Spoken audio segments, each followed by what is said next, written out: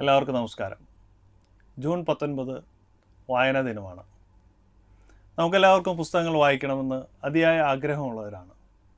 പലപ്പോഴും പലരുടെയും ചിന്ത പുസ്തക വായന എന്നത് സ്വതസിദ്ധമായി കിട്ടുന്ന ഒരു കഴിവാണ് എന്നതാണ്. ജന്മവാസനയായി കിട്ടുന്ന ഒരു കഴിവ്. സത്യത്തിൽ അങ്ങനെയാണെന്ന് എനിക്ക് തോന്നുന്നില്ല. നമ്മൾ കഠിനാധ്വാനം കൊണ്ട്, നല്ല പരിശ്രമം കൊണ്ട് നേടിയെടുക്കേണ്ട ഒരു സിദ്ധിയാണ് വായനാശീലം എന്നത്. വായിക്കുന്നത് കൊണ്ട് എന്ത് കിട്ടുന്നു എന്നൊക്കെ ചോദിച്ചാൽ പല ആളുകൾക്കും പല ഉത്തരങ്ങളുണ്ടാകും. എന്നാൽ എനിക്ക് പലപ്പോഴും തോന്നിയിട്ടുള്ളത്, പൊടി പിടിച്ച ഒരു കണ്ണാടി, നമ്മുടെ മുഖം നോക്കുന്ന കണ്ണാടി, അതൊന്ന് നന്നായി വൃത്തിയാക്കി അതിലേക്ക് നമ്മൾ തന്നെ നോക്കുമ്പോൾ കണ്ണാടിയിലൂടെ നമ്മെ വ്യക്തമായി കാണുന്നത് പോലെയാണ് പുസ്തക വായന എനിക്ക് നൽകുന്ന അനുഭവം.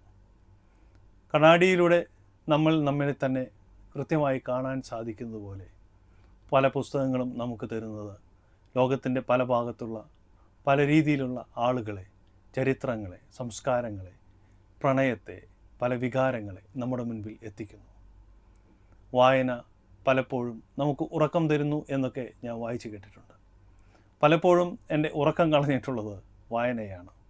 നല്ല പുസ്തകം കിട്ടിയാൽ കൃത്യമായി കിടന്നുറങ്ങാൻ സാധിക്കാതെ വരുന്ന ഒരവസ്ഥയുണ്ട്.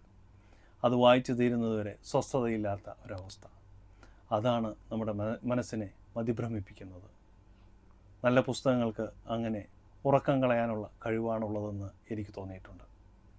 പലപ്പോഴും വായനാശീലത്തെക്കുറിച്ച് ഓർക്കുമ്പോഴൊക്കെ എൻ്റെ മുൻപിലൂടെ കടന്നു പോകുന്ന ഒരു നാട്ടുമ്പുറത്തുകാരനായ ഒരു കുട്ടേട്ടനുണ്ട്. കോട്ടയത്ത് പഠിക്കുന്ന കാലത്ത് ഞങ്ങൾ തൊടുപുഴ ഭാഗത്തേക്ക് വെറുതെ ഒരു ഔട്ടിങ്ങിന് പോയ സമയത്ത് കണ്ടുമുട്ടിയ ഒരു വ്യക്തി. കൂലിപ്പണിക്കാരനായ, അധികം വലിയ അക്കാദമിക്കൽ വിദ്യാഭ്യാസമൊന്നുമില്ലാത്ത ഒരു മനുഷ്യൻ. അദ്ദേഹം ഒരു ദിവസം നല്ലൊരു പുസ്തകവുമായി നടന്നു പോകുന്നത് കണ്ടപ്പോൾ ഞങ്ങൾ തന്നെ അത്ഭുതപ്പെട്ടു. എങ്ങനെയാണ് ഈ മനുഷ്യന് ഇത്രയും വലിയ പുസ്തകമൊക്കെ വായിക്കാൻ സാധിക്കുന്നത്? അദ്ദേഹത്തോട് നേരിട്ട് ചോദിക്കാനായില്ലെങ്കിലും അപ്പുറത്തുള്ള ചായക്കടയിൽ ചായ കുടിക്കാൻ കയറിയപ്പോൾ ഞങ്ങൾ ആ ചായക്കടക്കാരൻ ചേട്ടനോട് ചോദിച്ചു.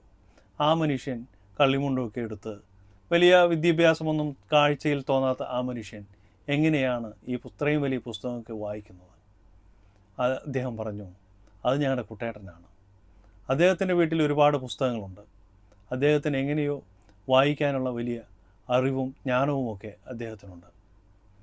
അദ്ദേഹത്തെക്കുറിച്ച് ഓർക്കുമ്പോൾ നമുക്ക് വായിക്കാതിരിക്കാനാകില്ല.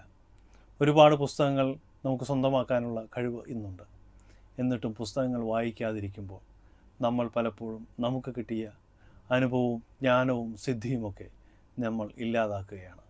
അതുകൊണ്ട് തന്നെ വായിക്കാൻ തുടങ്ങുക. വായനയുടെ ഒരുപാട്